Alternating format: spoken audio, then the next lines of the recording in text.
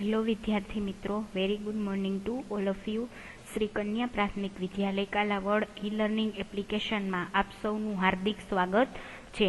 બરાબર, હવે આપણે આગળના 3 લેક્ચરની અંદર અનુકૂલન કોને કહેવામાં આવે છે, ત્યારબાદ નિવાસ સ્થાન કોને કહેવામાં આવે છે એના વિશે છે એ અભ્યાસ કરી ગયા. બરાબર, ત્યારબાદ અનુકૂલન કોને કહેવામાં આવે છે અને અનુકૂલનની અંદર છે એ કયા કયા નિવાસ સ્થાનની અંદર કયા કયા પ્રાણીઓ છે એ વસવાટ કરે છે એના વિશે પણ આપણે માહિતી મેળવેલી. હવે જુઓ વિદ્યાર્થી મિત્રો, તમને છે એ 1 માર્ક્સની અંદર છે ઘણી બધી ડેફિનેશન પૂછાઈ શકે કે અનુકૂલન કોને કહેવામાં આવે છે, નિવાસ સ્થાન કોને કહેવામાં આવે છે, ત્યારબાદ જલીય નિવાસ સ્થાન, ભૂ નિવાસ સ્થાન, એ બધું છે તમને 1 માર્ક્સની અંદર ડેફિનેશનની અંદર પૂછાઈ શકે. તો તમારે છે ખાસ એની નીચે અંડરલાઈન કરી અને એને યાદ રાખવાની છે. ત્યારબાદ આપણે નિવાસ સ્થાન અને અનુકૂલનની અંદર ઊંટ છે બરાબર એની અને માછલી વિશે વાત કરેલી હતી. ત્યારબાદ આપણે નેક્સ્ટ લેક્ચરની અંદર વિવિધ નિવાસ સ્થાનની સફરની અંદર આપણે છે એ ભૂનિવાસ સ્થાન અને જલીય નિવાસ સ્થાન વિશે પણ અભ્યાસ કરી ગયા. ભૂનિવાસ સ્થાનની અંદર આપણે 3 ઉદાહરણ જોયા હતા: રણ, પર્વતીય વિસ્તાર અને ઘાસના મેદાનો. 3ની અંદર છે એક અલગ અલગ પ્રકારના ઉદાહરણ જોયા હતા. રણની અંદર છે એ ઊંટ, ત્યારબાદ રણની રેતીની નીચે દર બનાવીને રહેતા સજીવો એટલે કે સાપ અને ઉંદર વિશે અભ્યાસ કર્યો. ત્યારબાદ પર્વતીય વિસ્તારની અંદર કયા કયા પ્રકારના વૃક્ષો આવે તે અને સ્નો લેપર્ડ, યાક, બકરી એના વિશે માહિતી મેળવી. ત્યારબાદ ઘાસના મેદાનોની અંદર છે સિંહ અને હરણ વિશે અભ્યાસ કર્યો. ત્યારબાદ નેક્સ્ટ લેક્ચરની અંદર જલીય નિવાસ સ્થાનો વિશે અભ્યાસ કરી ગયા, જેની અંદર આપણે સમુદ્રો અને તળાવો અને સરોવરો એ 2 વસ્તુ વિશે માહિતી મેળવેલી. હવે જો વિદ્યાર્થી મિત્રો, તમને છે 3 માર્ક્સની અંદર અથવા તો 5 માર્ક્સની અંદર પૂછી શકે કે ટૂંક નોંધ લખો ભૂનિવાસ સ્થાન. બરાબર, તો તમારે છે એની અંદર 3 ઉદાહરણ લખવાના થાય કે રણ, પર્વતીય વિસ્તાર અને ઘાસના મેદાનો. એવી જ રીતે તમને જલીય નિવાસ સ્થાનો વિશે માહિતી આપો એવી રીતે પ્રશ્ન પૂછવામાં આવે તો તમારે એની અંદર સમુદ્રો, તળાવો અને સરોવરો એ લખવાનું થાય. તો આ 2 પ્રશ્ન છે એ ખાસ ઇમ્પોર્ટન્ટ છે જે તમારે યાદ રાખવાના છે. હવે આજે આપણે ભણીશું આપણો નવો ટોપિક છે સજીવોની લાક્ષણિકતાઓ. ટોપિક નંબર 9.4 સજીવોની લાક્ષણિકતાઓ. હવે આપણે આગળના 3 લેક્ચરની અંદર અભ્યાસ કરી ગયા કે દરેક સજીવ છે એ અલગ અલગ જગ્યાએ છે એ વસવાટ કરે છે અને એ અલગ અલગ પ્રકારની જગ્યામાં છે એ અનુકૂલન સાધી અને રહે છે. તો આજે આપણે જોઈએ કે આપણે વિવિધ વિસ્તારોની મુલાકાત લીધી અને ઘણી વનસ્પતિ તથા પ્રાણીઓની ચર્ચા પણ કરી. હવે પ્રવૃત્તિ 1માં આપણે વિવિધ વિસ્તારોમાં જોવા મળતી વસ્તુઓ, વનસ્પતિઓ તથા પ્રાણીઓની યાદી પણ કરી. વિદ્યાર્થી મિત્રો, ફર્સ્ટ લેક્ચરની અંદર છે જો તમને યાદ હોય તો આપણે છે કોષ્ટક નંબર 9.1 છે એ બનાવેલું હતું. એની અંદર વનસ્પતિઓ અને પ્રાણીઓ છે કયા કયા છે એની આપણે યાદી કરેલી હતી.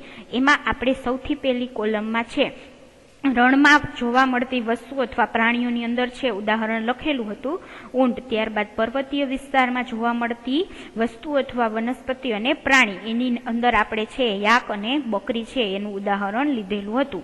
હવે જેમ જેમ ચેપ્ટર આગળ વધશે એમ આપણે પ્રવૃત્તિ 1ની અંદર આપેલું કોષ્ટક છે એ ફિલઅપ કરતા જશું. હવે આપણે જોઈએ કે થોડી વાર અટકીને આપણી યાદીમાં રહેલા ઉદાહરણોમાં કેટલાક સજીવ છે તે વિશે વિચારીએ. તો હવે આપણે જે યાદી બનાવેલી હતી એની અંદર આપણને પ્રશ્ન થાય કે એમાં કેટલાક સજીવો છે. તો ચાલો જંગલમાંથી મળી આવતા છે એ આવા ઉદાહરણોની વાત કરીએ. હવે વૃક્ષો, વેલાઓ, નાના મોટા પ્રાણીઓ, પક્ષીઓ, સાપ, જંતુઓ, ખડકો, માટી, પાણી, હવા, ત્યારબાદ સૂકા પાંદડા, મૃત પ્રાણીઓ, બિલાડીના ટોપ એટલે કે મશરૂમ અને શેવાળ એ જંગલમાં રહેલી વસ્તુઓના થોડાક ઉદાહરણો છે. હવે તમને પ્રશ્ન પૂછવામાં આવ્યો છે કે આમાંથી છે કેટલા સજીવો છે. તમને અહીંયા અલગ અલગ વસ્તુના નામ આપેલા છે, એમાંથી તમને કહેવામાં આવ્યું છે કે આમાંથી કયા કયા સજીવો છે. તો તમે પહેલા લેક્ચરની અંદર મેં કીધું હતું કે સજીવો કોને કહેવામાં આવે તો કે સજીવ એને કહેવામાં આવે કે જે સજીવ કોને કહેવામાં આવે તો કે જે વ્યક્તિ અથવા વસ્તુ છે એ હલનચલન, પ્રચલન, પાચન, પ્રજનન વગેરે જેવી બધી જૈવિક ક્રિયાઓ કરતો હોય એને સજીવ કહેવામાં આવે છે. તો આની અંદર તમને જે ઉદાહરણ આપેલા છે એમાંથી સજીવ કયા કયા છે એની તમે નોટ બનાવી શકો. બરાબર, તમને હું કહી દઉં. ફોર એક્ઝામ્પલ, વૃક્ષો છે તો એ શું છે? સજીવ. એવી રીતે વેલાઓ પણ સજીવ છે. હવે તમને પ્રશ્ન થાય શા માટે? કારણ કે વનસ્પતિ પોતાનો ખોરાક પોતાની જાતે જ બનાવે છે. ભલે એ એક જગ્યાએથી બીજી જગ્યાએ છે એ ગતિ નથી કરી શકતી, પરંતુ પ્રકાશ સંશ્લેષણની ક્રિયા દ્વારા પોતાનો ખોરાક એ જાતે જ બનાવે છે, એટલા માટે એ સજીવ છે. ત્યારબાદ પ્રાણીઓ પણ સજીવ છે, પક્ષીઓ સજીવ છે, સાપ, જંતુઓ પણ સજીવ છે.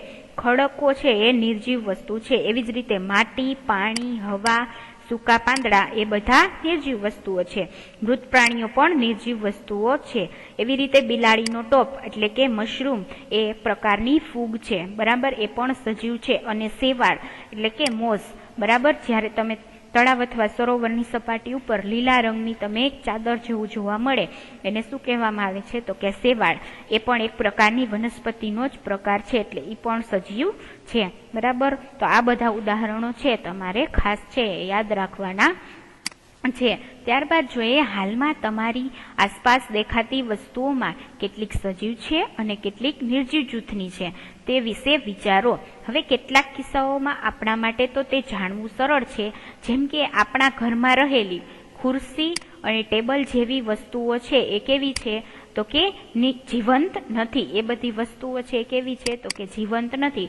ખુરશી અને ટેબલ છે એક જગ્યાએથી બીજી જગ્યાએ ગતિ કરી શકતું નથી. બરાબર, તો આપણને પ્રશ્ન થાય એને શું કહેવાય તો કે નિર્જીવ વસ્તુ. હવે એડવર્ડ લીયર દ્વારા લખાયેલી કવિતા તદ્દન મૂર્ખતાને પહેલી વાંચી રહી હતી. એડવર્ડ લીયર છે એ કોણ છે? બરાબર, તો એ યુનાઇટેડ સ્ટેટ ઓફ અમેરિકાના એક સંગીતકાર, કવિ અને નાટ્યવાદક છે, જેઓ છે ખૂબ જ ફની કવિતા એટલે કે નિર્જીવ વસ્તુઓ છે એના વિશે ઘણી બધી આવી કવિતા લખતા અને એનાથી લોકોને શું થતું તો કે હાસ્ય મળતું હતું. હવે આપણી પહેલી છે એ કવિતા વાંચી રહેલી હતી. બરાબર, એ કવિતાનો અનુવાદ છે અહીંયા તમને નીચે આપેલો છે. હવે આ કવિતાની અંદર શું છે? બરાબર, આ ટેબલની અંદર તમને એક કવિતા આપેલી છે જેમાં પહેલી છે એ વાંચી રહી હતી. આ કવિતાની અંદર ટેબલ અને ખુરશીનો સંવાદ છે એ આપેલો છે. હવે ટેબલ અને ખુરશી છે એકબીજા સાથે વાત કરી રહ્યા છે.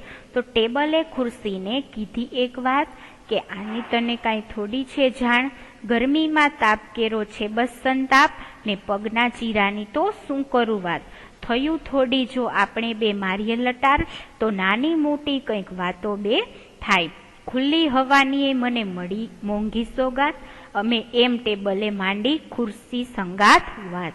હવે ટેબલ છે ખુરશીને એમ કહે છે કે ચાલને આપણે બે ખુલ્લી હવામાં લટાર મારીએ અને ખુલ્લા પગે ચાલીએ.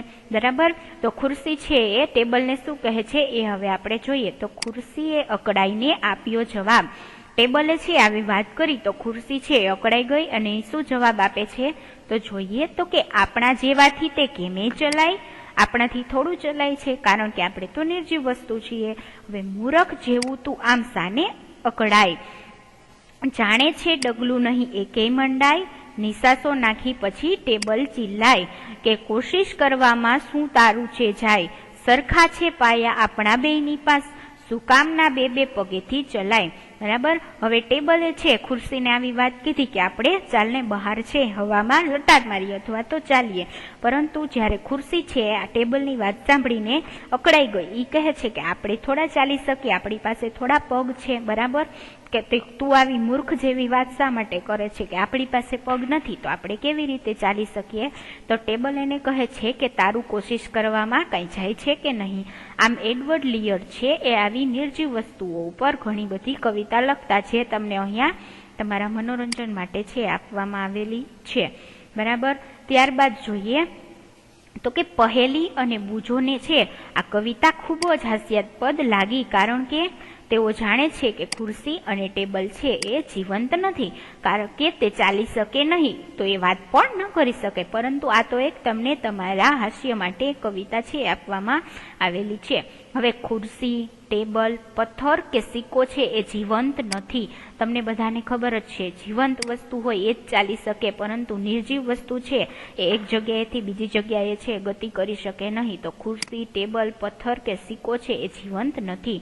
તેવી જ રીતે આપણે એ પણ જાણીએ છીએ કે આપણે તથા દુનિયાના તમામ લોકો છે એ સજીવો છે. આપણે આપણી આસપાસ એકદમ સજીવ હોય તેવા કૂતરા, બિલાડા, વાનરો, ખિસકોલીઓ, કીટકો તથા બીજા કેટલાય પ્રાણીઓને જોઈએ છીએ કે જે કેવા છે તો કે એ બધા છે એ સજીવ છે. કોઈક વસ્તુ સજીવ છે તે આપણે કઈ રીતે જાણી શકીએ? તમને અહીંયા પ્રશ્ન પૂછવામાં આવ્યો છે કે કોઈ વસ્તુ છે એ સજીવ છે એ આપણે કેવી રીતે ખબર પડે? બરાબર, તો મેં તમને હમણાં જ વાત કરી કે સજીવ વસ્તુ છે એ હલનચલન, પ્રચલન, પાચન, પ્રજનન એવી બધી ક્રિયાઓ છે પોતાની જાતે કરતા હોય, એટલા માટે એને સજીવ કહેવામાં આવે છે. પરંતુ ઘણીવાર એ નક્કી કરવું અઘરું હોય છે. બરાબર, કે આપણને એવું કહેવામાં આવે છે કે વનસ્પતિ છે એ સજીવ છે. મેં તમને અગાઉ જ કીધું કે વનસ્પતિ છે એ કેવી છે તો કે એક સજીવ પદાર્થ છે, પરંતુ તેઓ કૂતરા કે કબૂતરની માફક છે એ હલનચલન તો કરતી દેખાતી નથી. બરાબર, કૂતરું છે અથવા તો વાનર છે, કબૂતર છે, એ બધા પ્રાણીઓ કેવા છે તો કે એક જગ્યાએથી બીજી જગ્યાએ છે આમ તેમ કૂદાકૂદ કરતા હોય અને ગતિ કરતા હોય. તો હવે આપણને કીધું છે કે વનસ્પતિ છે એ સજીવ પદાર્થ છે, તો એ તો હલનચલન કે ગતિ કરતી નથી, તો એને સજીવ કેવી રીતે કહેવામાં આવે છે? એવી જ રીતે બીજી બાજુ જોઈએ, આપણે એક બીજું ઉદાહરણ વિચારીએ કે કોઈ ગાડી કે બસ છે એ હલનચલન કરે છે, પણ આપણે તેને નિર્જીવ ગણીએ છીએ. રાઈટ, હવે તમને પ્રશ્ન થાય કે ગાડી છે અથવા તો બસ છે એ તો એક જગ્યાએથી બીજી જગ્યાએ છે એ હલનચલન કરી શકે છે, છતાં પણ આપણે એને શું ગણીએ છીએ તો કે નિર્જીવ. બરાબર, પણ આપણે તેને નિર્જીવ જ ગણીએ છીએ. પરંતુ સમયની સાથે વનસ્પતિ અને પ્રાણીઓના કદમાં વધારો થાય છે, પણ તો ઘણીવાર આકાશમાં રહેલું વાદળનું કદ પણ વધતું હોય એવું જણાય છે. બરાબર, શું એનો મતલબ એ થયો કે વાદળા પણ સજીવ છે? શું સજીવો કોઈ સામાન્ય લક્ષણો ધરાવે છે કે જે તેને નિર્જીવથી અલગ બનાવે છે? હવે વિદ્યાર્થી મિત્રો, તમને અહીંયા ક્લિયર કટ બતાવવામાં જ આવેલું છે કે આપણે એવું માનીએ છીએ કે વનસ્પતિ છે એ કેવી છે તો કે એ સજીવ પદાર્થ છે. વનસ્પતિ એક સજીવ છે. બરાબર, તમને એવું કહેવામાં આવે કે વનસ્પતિ શું છે તો કે એક સજીવ છે, તો તમને એમ કીધું કે ઈ તો એક જગ્યાએથી બીજી જગ્યાએ છે, ગતિ તો કરી શકતી નથી, તો એ સજીવ કેવી રીતે કહેવાય? પરંતુ બસ અને ગાડી છે એ બધા તો હલનચલન કરે છે, છતાં પણ આપણે એને કેવા ગણીએ છીએ તો કે નિર્જીવ. પરંતુ તમે જો વિચારો કે વનસ્પતિ અને પ્રાણીઓ છે એ એની ગતિ કરીને એની હાઇટમાં બરાબર વધારો કરે છે અને એના કદમાં પણ વધારો થાય છે, પરંતુ છે જે બસ અને ગાડી છે એ એની મેળાએ એના કદમાં વધારો કરી શકતી નથી, એટલા માટે એ નિર્જીવ છે અને વનસ્પતિ છે એ સજીવ છે. બરાબર, હવે આ પ્રશ્ન છે એ સોલ્વ થઈ ગયો. હવે આપણે ત્યારબાદ જોઈએ, તમે પોતે સજીવ હોવાનું એક અદ્ભુત ઉદાહરણ છો. તમારામાં એવું કયું લક્ષણ છે કે જે તમને નિર્જીવથી જુદા તારવે છે? તમને અહીંયા પાછો પ્રશ્ન પૂછવામાં આવેલો છે કે તમારામાં એવું કયું લક્ષણ છે કે જે તમને નિર્જીવ વસ્તુ છે એનાથી જુદા પાડે છે? તો તમે જવાબ આપી શકો કે આપણે છે હલનચલન કરી શકીએ છીએ, એવી રીતે બીજા સાથે વાત કરી શકીએ છીએ. બરાબર, તો આપણામાં એવા ઘણા બધા લક્ષણો છે કે જે આપણે નિર્જીવ વસ્તુથી અલગ પાડે છે.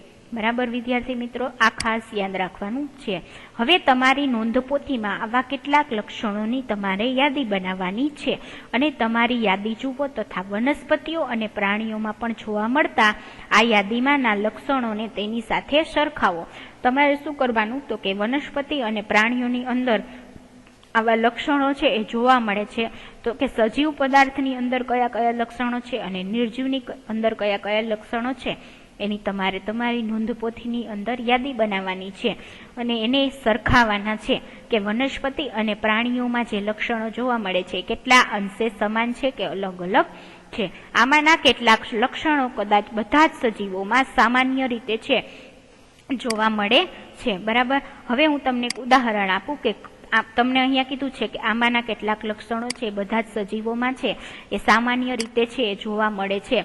ફોર એક્ઝામ્પલ આપણે વાત કરી કે વનસ્પતિ છે પોતાનો ખોરાક છે એ જાતે બનાવે છે, બરાબર, એ ખોરાક બનાવી લે છે પોતાની જાતે. એવી જ રીતે આપણે મનુષ્ય છીએ તો આપણે આપણો ખોરાક તો જાતે બનાવીએ છીએ, પરંતુ આપણે ખોરાકનો જે સ્ત્રોત છે એ મેળવવા માટે બીજી વસ્તુ ઉપર આધાર રાખવો પડે છે.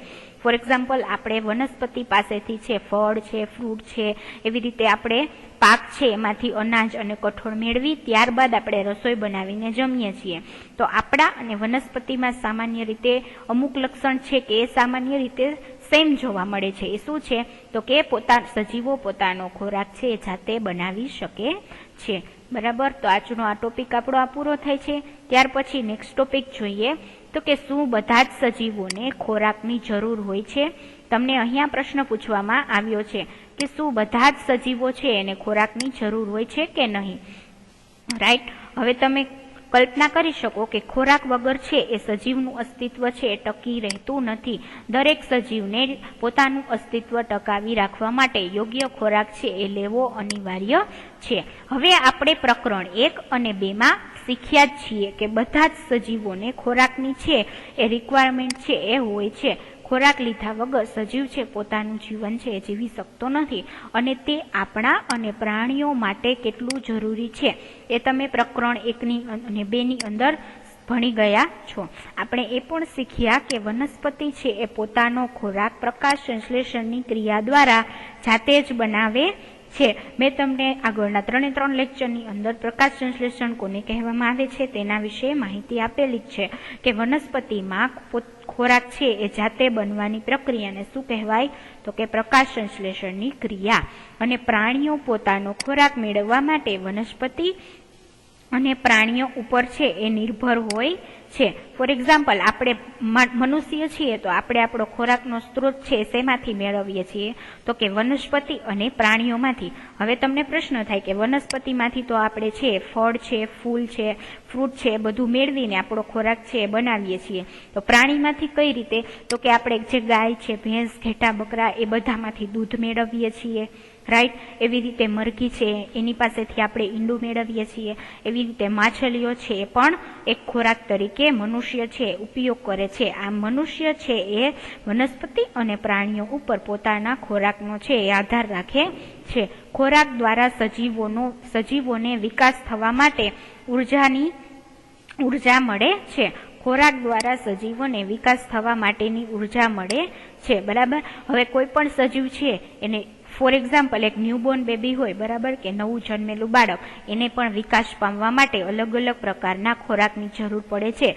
જેવી રીતે શરૂઆતના તબક્કામાં છે પોતાના માતા પાસેથી છે દૂધ મેળવે છે ખોરાક તરીકે અને એમાંથી વિકાસ પામે છે. જેમ જેમ એ મોટું થતું જાય છે એમ એમ એને અલગ અલગ પ્રકારના ખોરાકની જરૂર પડે છે, બરાબર. એવી રીતે સજીવોને આ ઉર્જાની જરૂરિયાત તેમની અંદર ચાલતી છે જૈવિક ક્રિયાઓ માટે પણ પડે છે.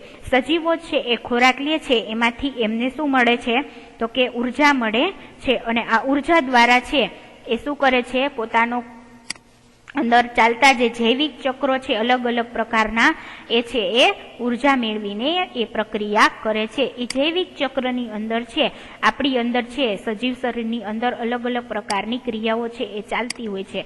ફોર એક્ઝામ્પલ ક્રેબ્સ સાયકલ છે, બરાબર. એવી રીતે ગ્લુકોઝની અલગ અલગ સાયકલ્સ છે, લેક્ટિક એસિડ સાયકલ છે, આ બધી અલગ અલગ પ્રકારની સાયકલો છે એ આપણા માનવ શરીરની અંદર ચાલતી હોય, અને એ બધી સાયકલને ચલાવવા માટે આપણે ઉર્જાની જરૂર પડે છે. અને ઉર્જા આપણને શેમાંથી મળે છે તો કે ખોરાક દ્વારા. એટલે તમને ટોપિકની અંદર જ પ્રશ્ન પૂછવામાં આવેલો છે કે શું બધા જ સજીવોને ખોરાકની જરૂર હોય છે તો કે હા, કારણ કે ખોરાક લે તો જ તેમાંથી ઉર્જા મળે છે, અને એ ઉર્જા દ્વારા સજીવની અંદર અલગ અલગ પ્રકારની જૈવિક ક્રિયાઓ છે એ થાય છે, અને તેના દ્વારા જ સજીવનું શરીર છે એ પ્રોપર છે એ વર્ક કરે છે, બરાબર વિદ્યાર્થી મિત્રો. તો અહીંયા સુધી આપણે રાખીએ. ત્યાર પછીનો ટોપિક છે એ આપણે નેક્સ્ટ લેક્ચરની અંદર જોશું. Thank you so much.